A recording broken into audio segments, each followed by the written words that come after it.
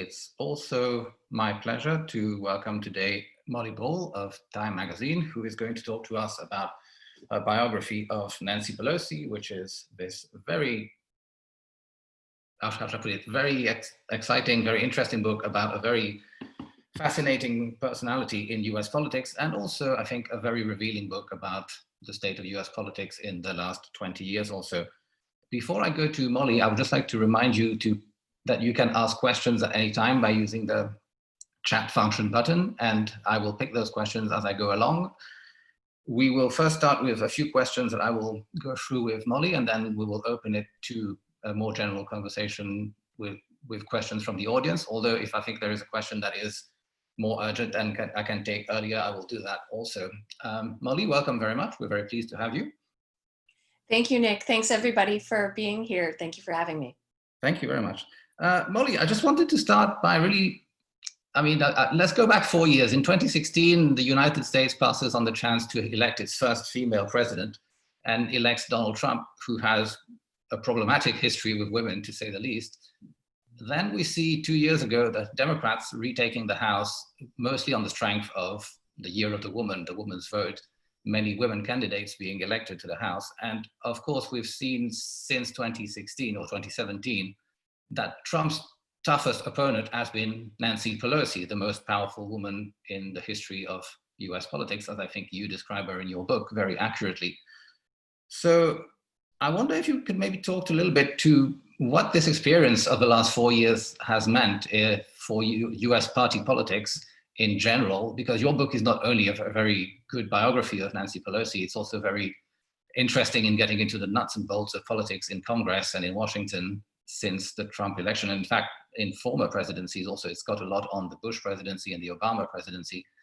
So what does that really tell us about US politics today, and especially also going into this year's elections, which are a few weeks away now? Well, thank you for those kind words. In my view, putting on my political analyst hat, the most important political trend of the last 4 years, ever since Donald Trump's election, has been a historic uprising of American women, a historic backlash driven by American women. We've heard a lot about the women in the suburbs, college educated, upper middle class, white suburban women in particular, who really reacted very to Donald Trump's election. And it really cannot be overstated what a sea change this represented, right? As a political reporter, as a woman political reporter, I've been on these panels for years, right? About how can we get more women in politics? Why aren't there more women in politics? What do women face being in politics? And why are they not more eager to do things like run for office? And that whole problem just disappeared overnight when Donald Trump was elected. So the irony, as you point out, is that at the same time as some women's hopes for the first female president of the United States were dashed, at the same time was set off this wave of women's activism, women running for office, women organizing, women voting in numbers never seen before. That was all set off by Trump's election. So he may have as dramatic an effect on the state of American women in politics that as Hillary Clinton would have. There's a passage in Hillary Clinton's book that she wrote about 2016 where she expresses a little bit of resentment about this, right? Like, where were all of these sisters when I was running and I needed them? But it really seems to have taken the election of Trump for that to happen. Now, where Nancy Pelosi is concerned, she's of course the first woman Speaker of the House in American history, became that in 2007. In fact, she's the first and still only woman to lead a party in the Congress in American history. She got to Congress in 1987, having been a housewife and political activist, having even made an unsuccessful run for chair of the Democratic National Committee. And at the time she arrived in the House of Representatives, in the entire US Congress, there were 23 women. So out of 435 members, 23 of them were women. So it was an extremely male-dominated atmosphere, a very sort of boys' club feel to the place. Women didn't have a bathroom near the floor of the House. They weren't allowed to wear pants on the floor until the 90s, in fact. And so that was obviously something that she dealt with and tried to change. And not only did she regain the gavel, becoming speaker once again in 2019, largely on the wave of that backlash driven by women, but it also was the first time in American history that there were 100 women in the House of Representatives. And in one of my conversations with Nancy Pelosi, she, prior to that, she talked about how for years she begged and pleaded with women to try to get them to run for office. She's long been a proponent of getting more women into, of course, particularly Democratic politics. And one of the things that women would say to her was, I couldn't do it seeing what you face. Seeing the attacks that she's faced, the intensely personal demonization. Now, Nancy Pelosi says she doesn't mind this. She says, politics ain't beanbag. You throw a punch, you take a punch. That's how this game is played. But for a lot of women, even those who are interested in public service, they look at that barrage and say, I'll look for a different way to serve my country. I'll go into the military, or I'll be a prosecutor or a teacher, something like that. And so what really changed in 2016 was women's willingness to go through the meat grinder that is American politics in order to do something about what they felt as this sort of injury of Donald Trump's election. And can you talk, it's interesting, you mentioned actually one word which jumped out right now earlier on, which is actually suburbs. Because we've seen with what's been going on in the US in the recent months, I think there's been an attempt by the Trump and by his campaign to try and drum up a certain fear among what is the archetypal suburban woman voter. Is that a realization that, in effect, the Republican Party has lost the women's vote quite considerably? And do you think it can actually come back in any way? And how does that then affect the result or the potential outcome of the election this year? Well, we'll have to see. But the political climate has been quite stable since 2016. In fact, the Democrats' advantage and Joe Biden's advantage right now are almost exactly the margin that Democratic candidates won by in 2018 in the midterms in that first national election of the Trump era. So we've seen a lot of quite consistent political trends. And one of those is the movement in the women's votes. But as with so many aspects of the Trump era, this is also a continuation of previous trends in the same way that white, non-college educated voters, in particular men, had been moving away from the Democratic Party. Women, particularly college educated women, have for many years been trending toward the Democratic Party. But what Trump seems to have done is to take that gap and turn it into a chasm. He's widened it to a point never before seen in our modern politics. But if the Trump campaign is just realizing this now, that's a quite belated realization, because it's been obvious for quite some time that this was going to be his principal obstacle, and that he wasn't particularly interested in fixing it, at least not in ways that a conventional political consultant would recommend. Now, perhaps the conventional political consultants are all idiots, as we found out in 2016, and there's going to be some kind of dramatic upset. I never make predictions in politics.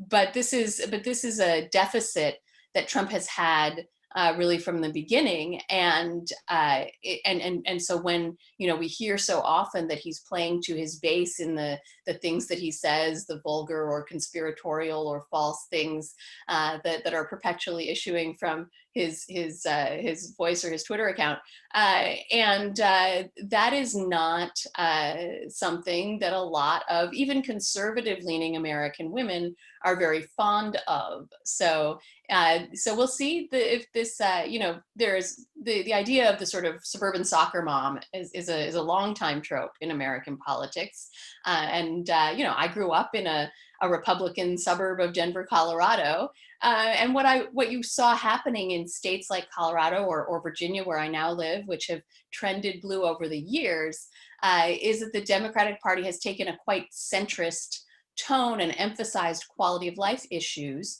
while the Republican Party has increasingly played to its base on particularly with social issues and issues like guns. And so this sort of belated attempt to return to the law and order themes of the 70s and 90s is a sort of Hail Mary pass for the Republicans, an attempt to rescue a really dire situation with American women. Thanks.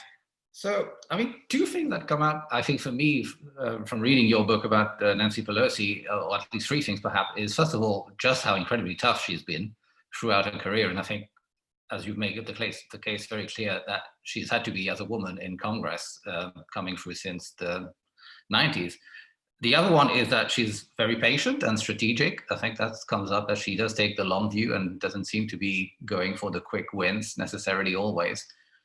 And also that she has been a pretty masterful operator in the House. I mean, she really knows how to make things work. So I think we can, I know you don't make predictions, but let's try and look ahead at least. I mean, assuming that there is going to be a Democratic House, and Nancy Pelosi will be Speaker for the next 2 years, I think that's a fairly safe bet at the moment. If the polls are correct and there's a Biden presidency and possibly even a Democratic Senate, which is not necessarily inconceivable, I think historically we know that a party that controls the presidency in at least one house or both houses has maybe one shot at making one big legislative win in its first 2 years. And that takes a huge lift already. I mean, we saw that with healthcare, for example, under the Obama administration. So, I mean, could you maybe put your imagination hat on and say, what would be the one big thing that the Democrats, if they were in that situation, could do? Or what would she be pushing? I thought you were going to ask me whether she would stick around, and I don't think that's at all clear. In fact, there's some, she of course never engages with this question of when she might retire, but she is 80 years old. She has accepted a self-imposed term limit of staying on as Speaker no later than 2022. And I actually report in the book that as of 2018, she was not even thinking of staying that long. But it will depend, of course, what happens in the election. I've asked her this question of what she considers the sort of unfinished business of her career in politics. And immediately the first thing that comes out of her mouth, change. Back in 2009, I have a whole chapter in the book about how she sort of moved heaven and earth to pass the cap and trade bill through the House, which is still the only major climate legislation ever to have gone through a House of the United States Congress. It did not pass the Senate. And to this day, the United States has not acted in a comprehensive way to address climate change. And she would very much like to see that change. That's a very important issue to her and has been throughout her career. However, if in the event of a Biden presidency, I think it would feel very much like the beginning of the Obama presidency, that there's this massive mess to clean up before you can do anything else. So, Pelosi very much supported Obama's approach upon taking office in 2009, which was, yes, we need these massive economic rescue bills, but we also want to do some of these big policy changes that Democrats have been waiting decades to amass enough power to try to force through, like healthcare. And so the question would be, looking back on what happened in the Obama presidency, where a combination of insufficient focus, arguably, and Republican opposition made it very difficult for him to do anything, including address the economic challenges on the scale that in retrospect seems to have been necessary.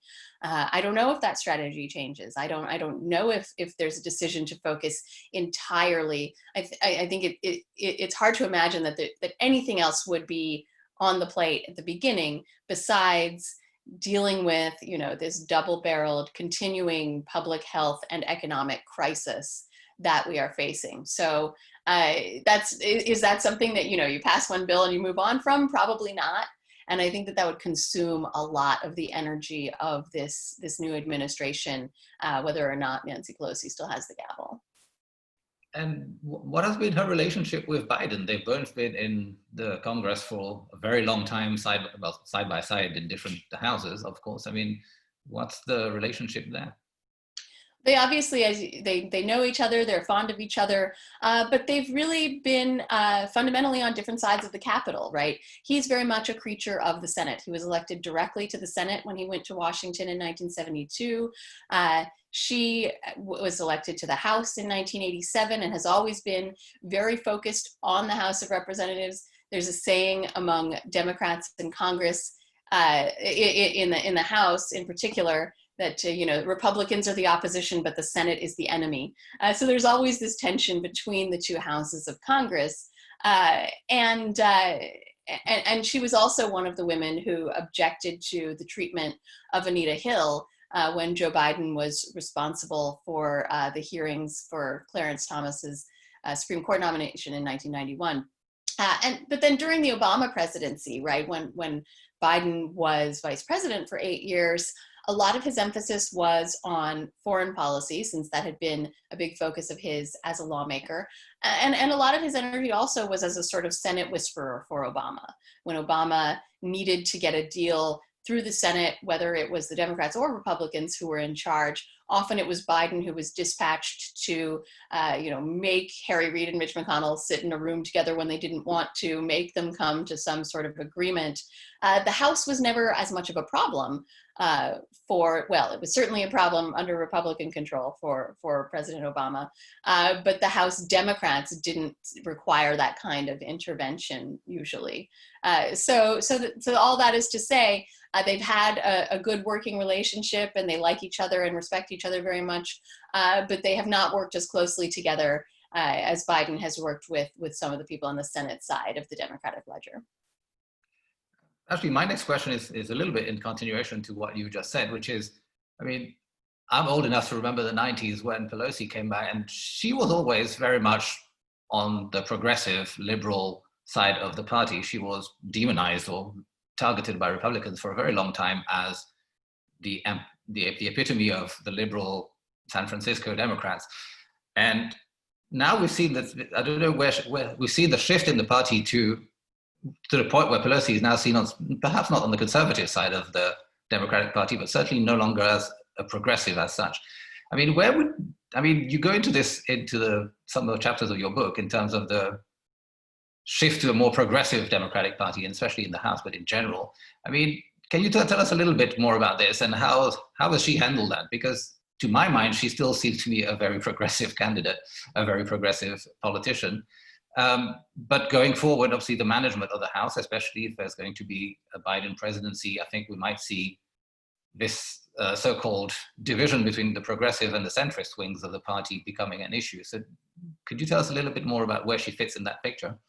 Sure. She's always considered herself a liberal Democrat, but she's never been on the leftmost edge of the party. In fact, when she ran for Congress in the first time in her only, really contested race, her principal opponent in 1987 was a more liberal candidate, a socialist, in fact. And so she has always positioned herself in the sort of, I would say, pro-business, socially liberal. There's a lot of symbolism in the fact that she grew up in Baltimore, and her father was the mayor, representing that sort of old urban Democratic machine politics, particularly sort of white ethnic Democratic machine politics. And now the party's center of gravity is very much a San Francisco liberal, a Speaker of the House who lives in San Francisco. And I think she is a part of that trend, to the degree that the Democratic Party has seen its center of gravity shift leftward. I think you have to give her some credit for driving that, or blame if you don't like that trend. She's been a part of that phenomenon. She's helped to move her party to the left on issues like gay rights and the environment that she, as a San Francisco liberal, was quite outspoken about, and also anti-war causes, right? She was against the war in Iraq and very vocal about it at a time when a lot of other prominent Democrats, including the leader of the House Democrats at the time, were in favor of giving George W. Bush the authority to invade Iraq. So she's helped move her party's center of gravity leftward, but there is obviously a further left fringe now that regards her as sort of a centrist or a corporate Democrat. She's never called herself a socialist, and she is not that far left. So, the whole idea of a San Francisco Democrat, this phrase really gained currency in 1984 when the Democratic Party held its convention in San Francisco. And a big part of the reason that convention was held in San Francisco was Nancy Pelosi, who, as a top Democratic fundraiser and activist and chair of the California Democratic Party, was instrumental in bringing that convention to San Francisco. And as you mentioned today, when she is pictured in Republican ads It is as the scary San Francisco liberal, and when you ask her about this trope, she believes it's essentially a homophobic dog whistle. She believes that it is Republicans signaling to voters that the scary gays will get power if you elect, quote unquote, San Francisco liberals. And so she is not particularly bothered by that moniker. And I think within her caucus, where she does have pressure from the left, there's a suspicion that she sort of uses those attacks to triangulate against the left and move the caucus toward the center. Having gained and then lost the House, having seen the Obama backlash just completely bury the Democrats in 2010. Some people think that she is a bit more politically cautious now because she has experienced firsthand what happens when those members in conservative-leaning districts are vulnerable to ads associating them with the party's left. So she has been very careful and very deliberate and very upfront about her strategy of keeping the party on what she considers a mainstream path. And trying to send the message to voters that Democrats are a responsible party that can govern, a party that, if you empower them to make policy, is not going to do some of the scary far left things that the Trump campaign warns about or that AOC talks about, but that leaders like her and like a potential President Biden would keep the party on a stable and essentially center-left course. Before I ask my next question, I'd just like to remind the audience that they can put questions onto the chat function and I will pick them up. Just carrying on from what you just said, I think you make it clear also in the book that one of the priorities that she does have as a speaker, or even before being speaker, is very much keeping the party together from party unity, whether it's out of belief or only because it's just more efficient and effective to have a united party. I mean, I just wanted, generally speaking, I mean, where do you see now this debate about the progressive centrist split in the party? I mean, some of us, like myself, see this from outside the US and find that slightly, from the spectrum of non-US politics, slightly baffling. So I just wanted to get a sense of your sense. I mean, how real is this split and how potentially damaging could it be to the Democratic Party? It's real for sure, but it is probably a bit overstated in terms of the danger to the Democratic Party. The Democratic Party is not a liberal party in the way that the Republican Party is very much a conservative party. And the proportions are just different. And that's why you see someone like a Joe Biden who ran very aggressively to the middle of the party and sort of stiff-armed the left in the primary, why he was able to win that Democratic primary, is that's really much more where the mainstream core of the Democratic Party is. You do see the left making gains. You do see the left becoming increasingly strategic, defeating some Democratic incumbents. This year, in addition to that shocking primary 2 years ago when Alexandria Ocasio-Cortez dethroned a member of the House leadership, Joe Crowley, in New York. So there are more and more instances of that. But the question is, how does the left apply pressure to its leadership?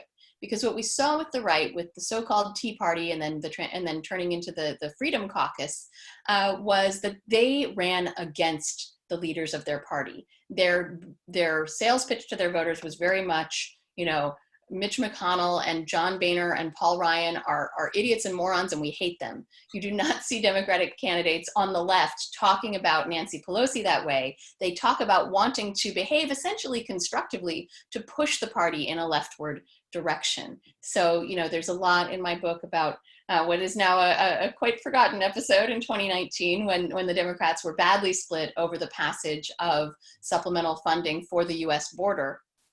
To improve conditions for the migrants there, and the dust up, the acrimonious sort of back and forth between Nancy Pelosi and some Democratic moderates and the so-called squad was mostly remarkable for the fact that those 4 members of Congress, the squad, who are not even a formal caucus, who are just kind of buddies and don't even necessarily strategize with each other, but it was only 4 people.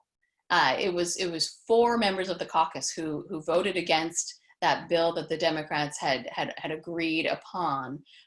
So the level of dissent in Nancy Pelosi's ranks and the level of acrimony within the Democratic ranks is just much, much less than we have seen on the right in my years of covering the Republican Civil War. So, but the momentum is there on the left.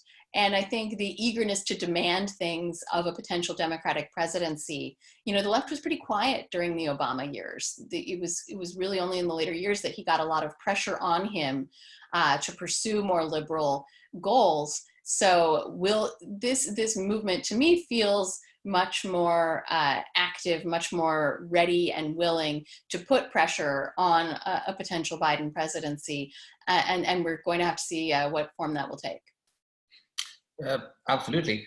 Actually, following on from that, we have, I think, a big question from one of our member of our audience, which I think blows that question up to a wider level, and that's a debate that seems to be percolating more and more in recent weeks as a result of the election campaign or of the protest movements taking place.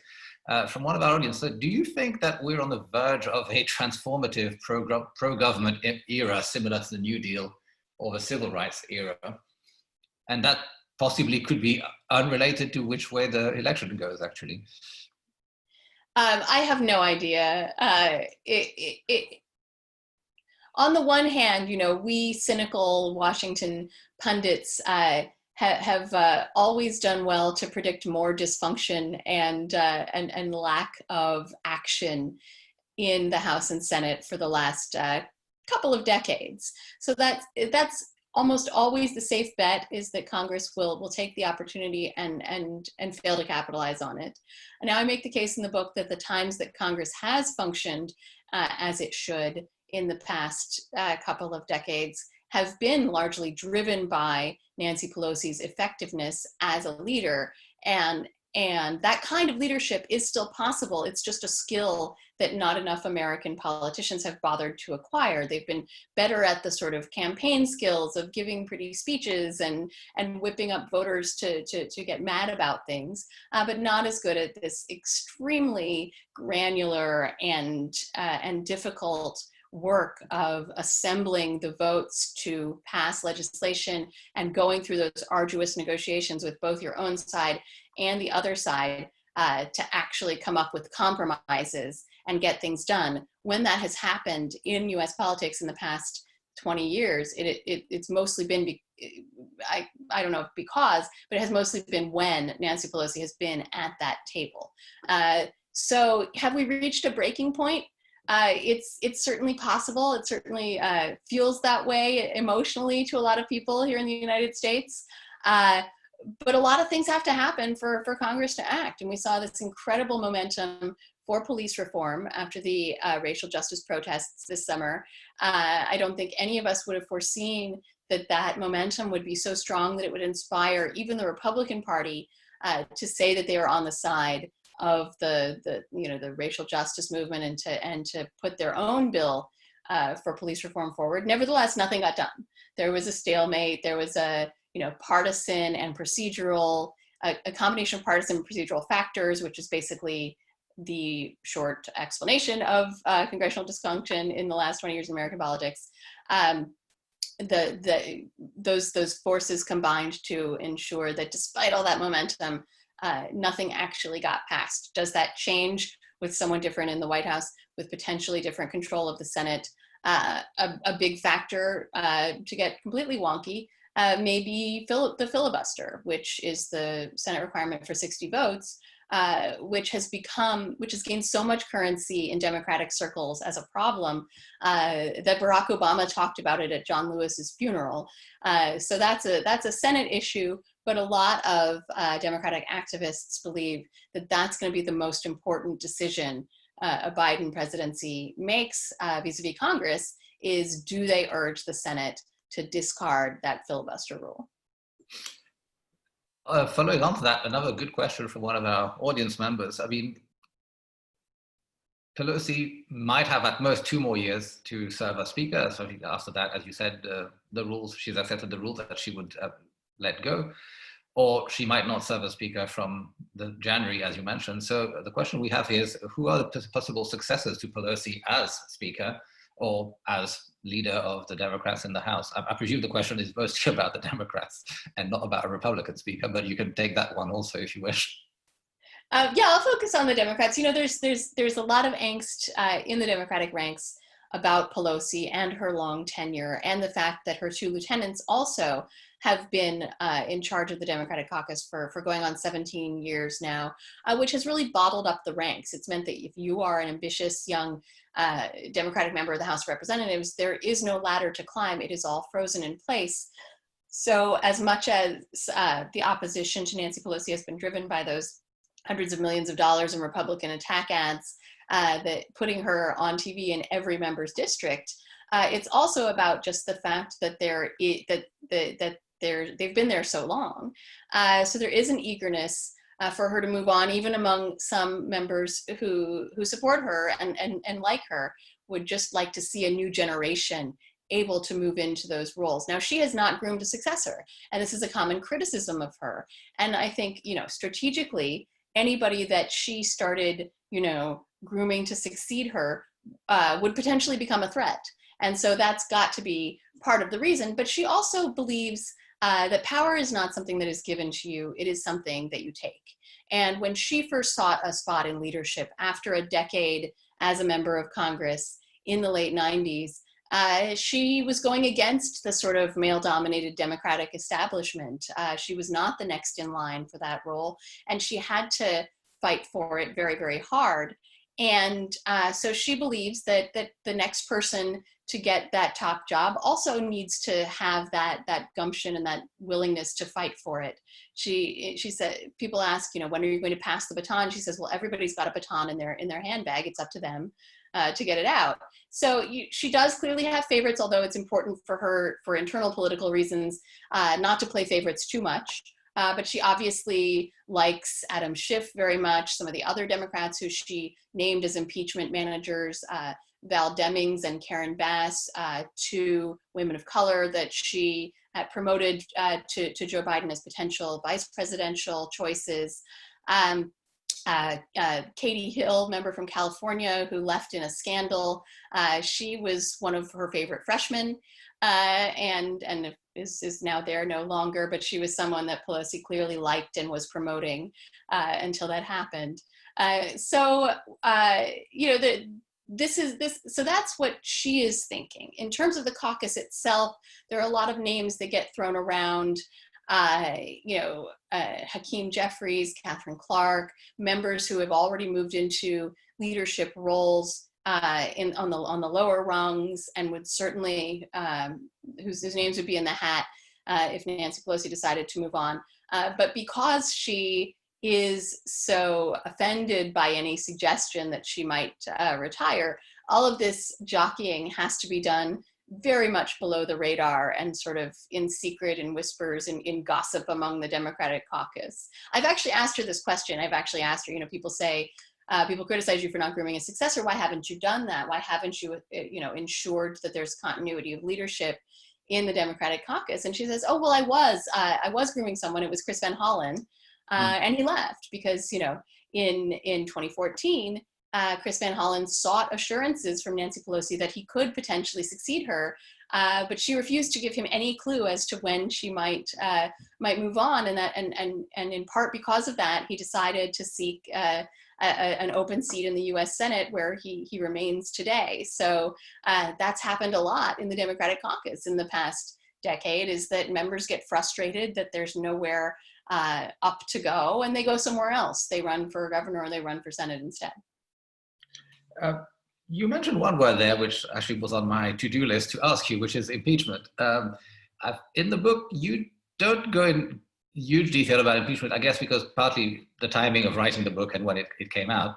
Can I get maybe your view about how Pelosi played the whole impeachment situation? And I guess what this could tell us if there is another Trump presidency and she does decide to stay on as Speaker. Sure. Yes, so no spoilers, but the book does end with impeachment, in part for schedule reasons. That's when I was finishing the book, but also in part, it seemed to me a fitting sort of climax to, what's been the theme of her second speakership in these past 2 years, which is the clash and the contrast between her and Donald Trump, and not just these two very different human beings, but all of the forces that they represent in American politics. That was sort of their climactic collision. Most of this did not make it into the book, but I wrote a cover story for Time magazine about the way she managed impeachment down to the last detail. She really, she was line editing press releases. She was deciding what would be the articles and what would not. She was masterminding the schedule. So, it was very much behind the scenes, and she made the committee chairs the public face of it. But she was intimately involved in that process. And, she had resisted calls to impeach Donald Trump for many months, basically since she picked up that gavel in the midst of a government shutdown in January 2019. There were calls among Democrats, mostly predicated on the Russia investigation, the Mueller, the then yet to be released Mueller report. And she resisted that for a long time, and it led to some acrimonious debates behind closed doors among the Democratic leadership, because, she bore the scars of impeachments past. She'd been through the Clinton impeachment, and she believed, her word for that was, she believed it was a joke. She did not think it was warranted. She disapproved of President Clinton's behavior, but did not believe he should have been impeached over it. And she saw the political consequences. She saw that Republicans appeared to suffer politically in the eyes of the public for having brought a gratuitous, a needless impeachment, in her view. And then when she first became speaker in 2007, and George W. Bush was still president, and it was the backlash to George W. Bush in the Iraq War that elevated her to that position, gave the Democrats back the majority in the House, there were calls for her to impeach Bush, largely over the war. And she had liberal protesters camped out in her yard for weeks. She had a very prominent anti-war activist run against her in that Democratic primary in San Francisco, all because she said from day one that she was not going to impeach George W. Bush, that while she disagreed entirely with what he had done, she did not believe it was an impeachable offense. So she had already been through that experience of resisting calls for impeachment from the left and being called all kinds of names in the course of doing so. So in the case of Trump, she looked back on those experiences and she said, she's always focused on results. She's always focused on trying to pass legislation through the House of Representatives, and ideally through the Senate and the White House as well, that improves the lives of the American people. And nothing about impeachment would help her achieve that goal. She believed it would be divisive and essentially pointless, that there was no way the Republicans in the Senate were going to remove Donald Trump as president. She did eventually, of course, change her view on impeachment in light of what the president was accused of doing in Ukraine. And she certainly stands by that decision. She believes that it was warranted, it was necessary to do based on the merits of that case, that sort of conduct could not go unpunished by Congress using the ultimate tool of accountability at their disposal. But she was certainly right that in terms of the way that it would turn out, that it would be somewhat divisive, that it would not achieve any tangible result. Now she would say today it did achieve a result. He has been impeached, and no matter what the Senate did, no one can take that away. There will always be an asterisk next to his name in the history books because he is one of the 3 presidents in American history who've been impeached. But it's pretty far in the rear view now, several crises later. And so I think she would look back on that experience and say that she was right all along, that this was something that would be divisive and pointless, even if it became necessary to do. I think we have time for one more question, and I'm going to actually take one since we're in an international setting and ask a little bit about, in the time we have, again, what are her views in terms of foreign policy issues? I mean, the House does have some role to play in foreign policy. It has many levers it can play if she is Speaker, and especially if there's a Biden presidency. I mean, where does she stand on things? And I'm thinking particularly on the whole issue about China today, China-US relations. She made her name in many ways as a China critic, as a pretty staunch critic of the communist regime in China in the 90s already. So where does she stand on some of the big foreign policy issues? Yeah, so I'll take that in three parts. Number one, international human rights. That has really been her emphasis when it comes to foreign policy. But she very much, in the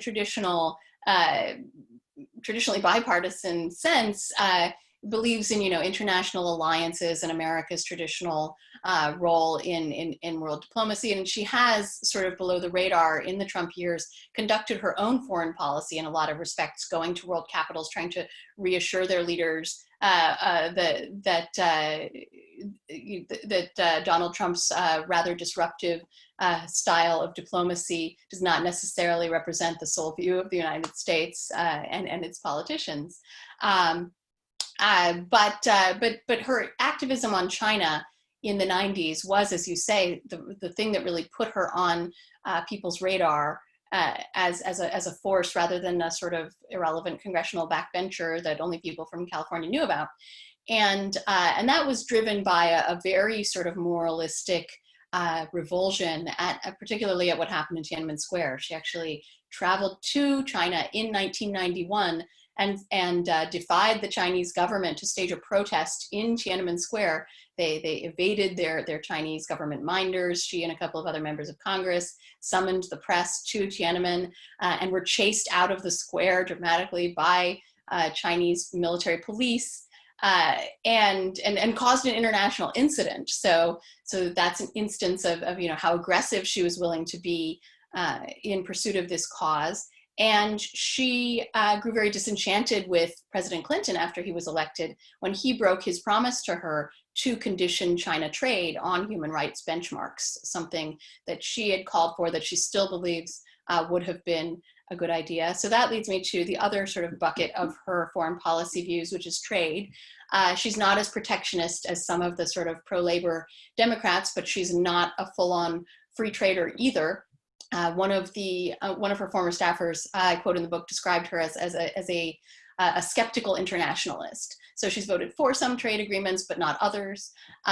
She voted for NAFTA in the 90s based on some of the assurances from the Clinton administration that there would be more accountability measures put into it. And then she became very disenchanted with NAFTA because she felt those promises were not kept.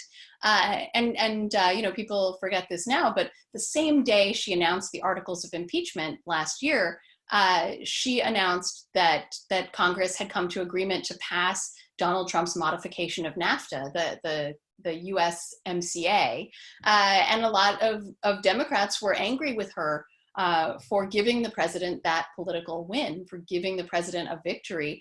But she believed that in concrete terms, this was an improvement, albeit a minor one, to NAFTA in terms of the labor and other protections in the agreement. And so she was willing to do that regardless of the politics. And then war and peace. I mentioned she was strongly against the Iraq War. She was also against the Gulf War in 1991. So she is very much a sort of anti-war San Francisco liberal in this regard, and I think would advocate, if she remained in Congress, for a heavily diplomacy-focused foreign policy rather than a very heavily military-focused foreign policy. So those are the ways that's where I see her general orientation on foreign affairs, and those are the ways that I can see her potentially being influential in the future.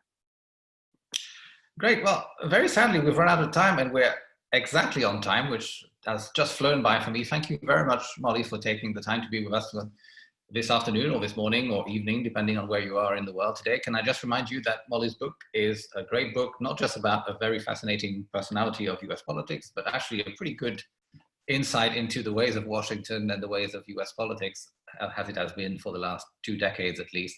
So thank you very much, Molly. Thank you very much to my colleagues who helped organize this. And we will see some of you again, I'm sure, on a future book talk. Thank you very much. Thank you very much. Thanks for having me.